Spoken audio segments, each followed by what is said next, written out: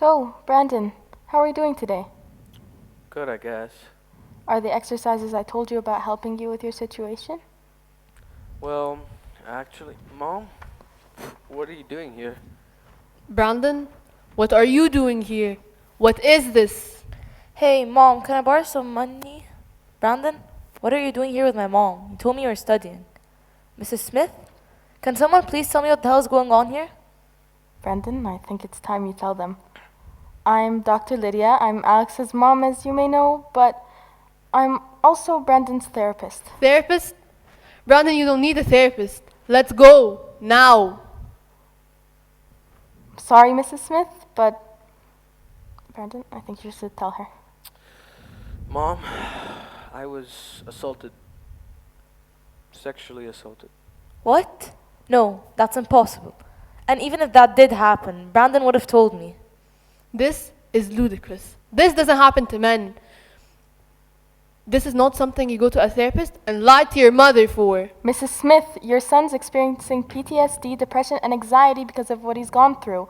This kind of thing does happen to men, and people like you who push them to hide their emotions and make them feel invalued are the reason men don't speak out.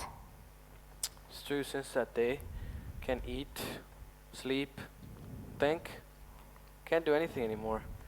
Feel like I have nowhere to go or no one to talk to. Brandon, you could have come to me. I would have helped you. Alex, bro, I'm a man. I think I can stand up for myself. Although he didn't come talk to you, he came to me. And that's something you should be proud of. He shouldn't be ashamed of his feelings or expressing them. This is absurd. This must be because of that stupid phone you're always on that's teaching you these stupid stuff that aren't even real. You must have led her on in some way. Now take responsibility for your action and let's go now. Never said it was a she. Excuse me? What did you say? What did you say?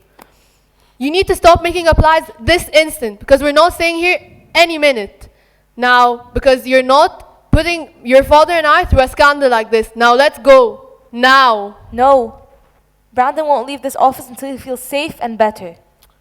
Since that day, since then, since that time, I can't talk anymore. I need this therapy. Mrs. Smith, this really can't harm him in any way. It can only benefit him. Yes, it will harm him. I don't want people viewing my son as a wuss. He needs to suck it up and be tough like a man.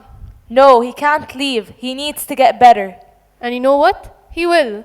At home, with his family. And you know what, Alex? Don't bother coming around anymore since you've been nothing but a negative influence on my son. How dare you talk about my daughter that way? Me? A negative influence? For wanting to help your son? You can't leave him this way.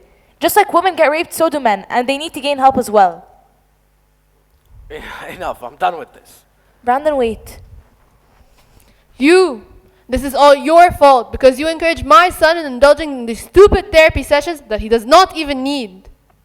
Julia, you are so blinded by the toxic masculinity that surrounds us that you've disregarded your son's feelings when he's in deep pain.